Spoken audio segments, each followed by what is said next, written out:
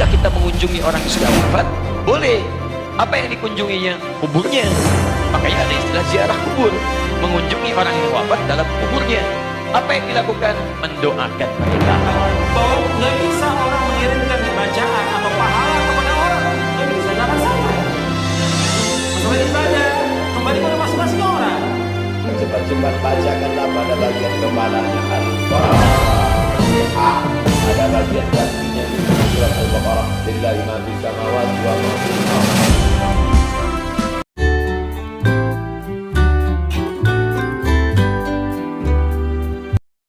Teman-teman sekalian yang dimuliakan Allah Subhanahu wa taala, ziarah itu artinya kunjungan.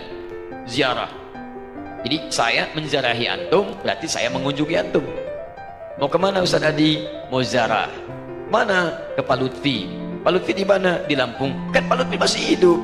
Ziarah itu bukan mengunjungi orang yang wafat saja.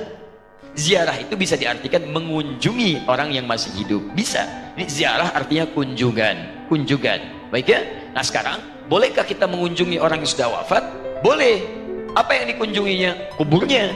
Makanya ada istilah ziarah kubur, mengunjungi orang yang wafat dalam kuburnya.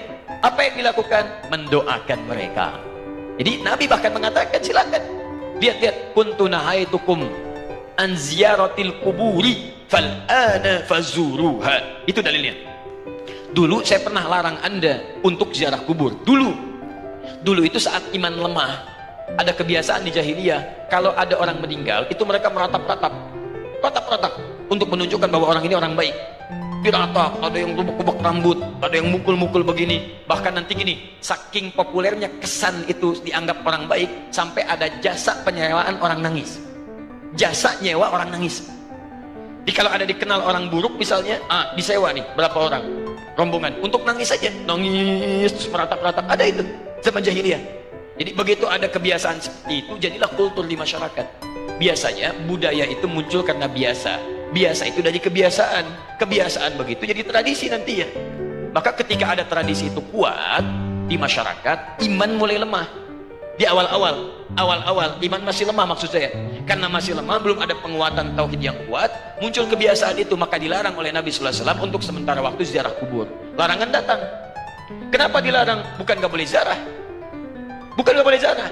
Larangannya karena dikhawatirkan ketika ada yang meninggal, tradisi tadi lebih kuat daripada awal-awal keislaman, muncullah seperti itu.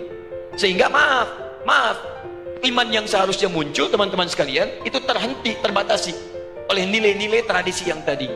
Maka setelah imannya kuat, paham bisa membedakan, mana doa, mana diskusi, mana ceramah, mana ngobrol, ya kan? Mana kemudian teman-teman sekalian bisa mendoakan dengan baik, mana yang bisa meningkatkan iman, mana yang bisa mengurangi iman.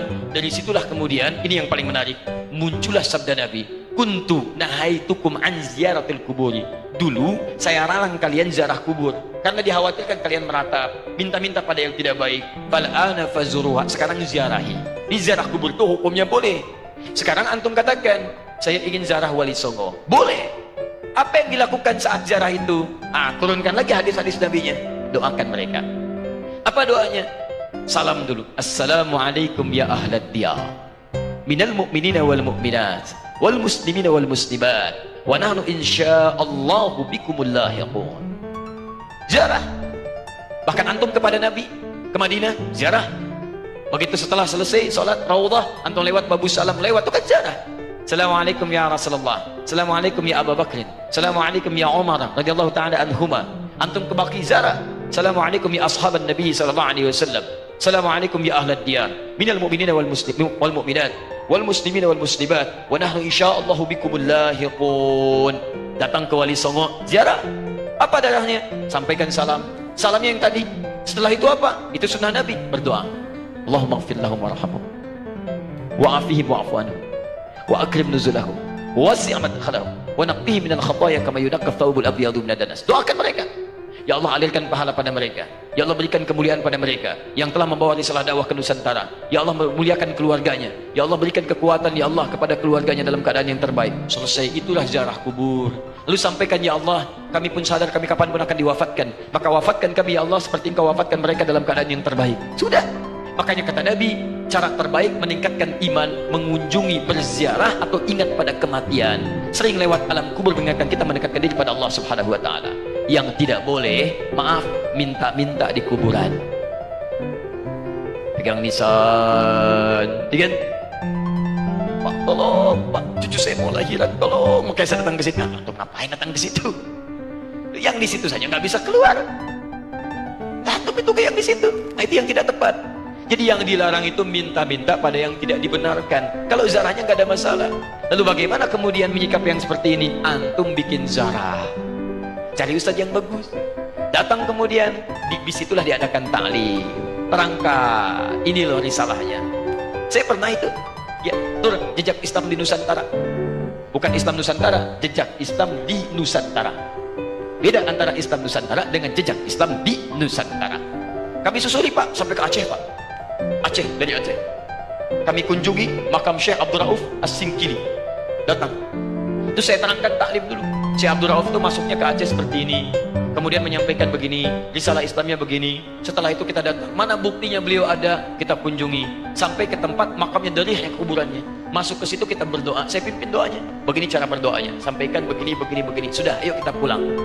Saya sampai ke Lasem untuk menelusuri jejak Islam di Nusantara ke arah wilayah Jawa Tengah sampai ke Jawa Timur. Nah, ujung Jawa Tengah ke Lasem saya tunjukkan. Ini dulu ada Sunan Bonang di sini. Teman-teman sekalian, nama aslinya ini, asalnya begini, ininya begini, ininya begini. Dari mana tahunya? Apakah itu fiktif? Ayo kita lihat. Susuri tempatnya. Ini tempat beliau. Ini tempat awal merapatnya. Ini tempat keluarganya. Ini pas sujudannya. Sampai saya hitung berapa anak tangga sampai ke atasnya. Yang merawat tempatnya itu sampai ke sujudannya. Yang merawatnya namanya Pak Abdul Halim. Begitu antum naik sampai ke atas, sebelah kiri, di situ antum temukan nanti yang pegang kuncinya Pak Abdul Halim. Ketika bertemu dengan beliau, indah sekali. Pak, ini bukan makam ya. Bukan makam, makamnya itu bukan yang di sini, ini cuma pas sujudannya. Pas sujudan itu tempat beliau kemudian memetakan wilayah, berdoa kepada Allah, minta diberikan kekuatan, bersujud di situ, sholat menghadap ke arah kiblat, seperti Nabi naik ke Gua Hira. Lu memohon kepada Allah beri petunjuk, setelah itu berdakwah di lingkungan sekitaran. Makamnya bukan di sini Pak, tapi yang di bawah. Disamarkan makamnya supaya tidak ada yang mengkultuskannya. Indah keterangannya. Saya ajak jamaah untuk mendengarkan itu semua. Tuh, kan? Sering tertipu kita. Makanya ditutup tuh pas sujudannya juga supaya tidak ada yang mengkultuskan itu. Cuman lihat ke situ, baik, terangkan. Kalau sudah seperti itu enak taklim kitanya. Di sejarahnya paham, ada tokohnya, ada bekasnya, kemudian kita mendoakan, setelah itu kita pulang, selesai. Jadi kita itu tidak harus saling mencela, gak ada wali songo, begini, begini, begini. Alah, begini kenapa sih? Sebelum bilang gak ada, lihat dulu. Lihat, pahami, baca kisahnya, pelajari, ambil inspirasinya. Kalau ada yang meninggalnya, doakan seperti antum datang ke makam Uhud. Datang ke situ, antum doakan, cerita di situ, selesai. Seperti antum datang ke makam Nabi, berdoa di situ, bahas sekitarannya, pulang, selesai. Itulah teman-teman sekalian. Jadi kita ambil cara yang hikmah. Jelas ya? Nah, jadi kita pun tidak harus menyakiti orang lain, tapi meluruskan dengan cara-cara yang terbaik. Hikmah. Ya. Ini karena masjidnya al-hikmah, selalu ini yang muncul. Bagaimana kalau kita datang ke kuburan orang tua, kayak kerabat, kemudian kita membaca Al-Fatihah. Baca Al-Fatihah nggak ada contoh. Al-Fatihah untuk orang mati nggak ada contoh dan nggak akan sampai. Imam Syafi'i mengatakan demikian. Sebagaimana dikatakan oleh Al-Hafidz Ibnu Katsir ketika menafsirkan ayat dalam surah An-Najm ayat 39. Wa an laisa lil insani illa ma sa'a. Seseorang tidak akan mendapatkan apa yang diusahakan. Kata Ibnu Katsir bahwa Imam Syafi'i berpendapat bahwa nggak bisa orang mengirimkan bacaan atau pahala kepada orang, nggak bisa, nggak akan sampai. Masalah ibadah kembali kepada masing-masing orang. Jadi Al-Fatihah nggak sampai. Begitu juga yang lainnya baca Al-Quran. Kadang-kadang orang sudah meninggal dibacakan Quran. Orang disuruh membaca Al-Quran di mana? Di rumah.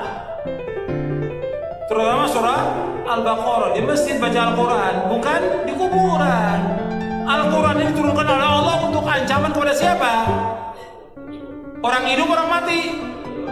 Di surah Yasin ayat 70 Allah berfirman, liyunzira man kana hayyan wa yahiqqal qawlu 'alal kafirin. Bahwa Al-Quran diturunkan Allah untuk mengancam orang yang hidup, hayyan, orang yang hidup, bukan orang mati. Kok orang mati dibacakan Quran? Manfaatnya apa? Nggak ada manfaatnya. Di Disuruh kita baca Al-Quran di rumah kita. Kata Nabi, la taj'alu buyutakum maqabira, inna syaitana yanfiru minal baiti alladhi tuqra'u fi suratul Baqarah. Jangan kamu jadikan rumah kamu seperti kuburan. Sesungguhnya setan lari dari rumah yang membacakan surah Al-Baqarah. Gak ada para sahabat membacakan Quran di kuburan, gak ada. Kemudian juga mengirimkan Al-Fatihah kepada Nabi juga gak ada. Ini kan banyak orang setiap hari dari majelis ila hadratin Nabi Al-Fatihah. Dari mana dalilnya? Dari mana dalilnya? Dari mana? Yang disuruh kita membanyakan apa? Sholawat kepada Nabi, bukan baca Al-Fatihah. Kenapa enggak Al-Baqarah? Kenapa enggak Ali Imran? Kenapa enggak An-Nisa? Kenapa enggak Al-Maidah? Al-Fatihah? Enggak ada dalilnya. Di Quran maupun di hadis Nabi yang sahih, enggak ada para sahabat kumpul, ayo kita baca Al-Fatihah untuk Nabi. Enggak pernah ada. Enggak ada sebuah riwayat yang demikian dan enggak akan sampai. Perhatikan, yang Nabi mau kepada umatnya apa? Ittiba, mengikuti beliau, bukan mengirimkan Al-Fatihah. Nabi sudah tempatnya di surga yang paling tinggi. Nabi itu Firdaus al-A'la yang paling tinggi. Yang pertama kali membuka pintu surga siapa? Rasulullah SAW. Kita kayak banyak amalan aja ngirimkan Fatihah ke Rasulullah. Kalau ada orang meninggal dunia, hadis pertama, kalau ada orang meninggal dunia, asri'u lahu, cepat-cepatlah kuburkan. Jangan jenazahnya tahan lama-lama. Saya sampaikan sudah ke istri saya, kalau aku mati cepat-cepat kuburkan. Mati maghrib pada isya kubur. Bagaimana makam malam? Abu Bakar Siddiq meninggal di makam malam. Tempat kita banyaklah. Tak ada menggali, carikan ekskavator. Jangan tunggu sampai besok. Sudah saya sampaikan itu. Ini meninggal sore, ditunggulah sampai besok. Kenapa belum jadi kuburkan? Tunggu zuhur. Habis zuhur, anak pula delay pesawat Lion Air 3 jam dari Surabaya. Sampai jam 5 sore, kata sambutan dari RT, RW, tokoh masyarakat, ini mama orang Sumando satunya. Panjang cerita. Kalau bolehlah jenazah itu di dalam ngomong. Capek dah. Sabar mau ikut ruang interview. Nah, cepat-cepat. Setelah kalian kuburkan cepat-cepat, bacakanlah pada bagian kepalanya Al-Fatihah. Pada bagian kakinya ujung surat Al-Baqarah, lillahi ma fis samawati wa ma fil ardh. Dalil pertama.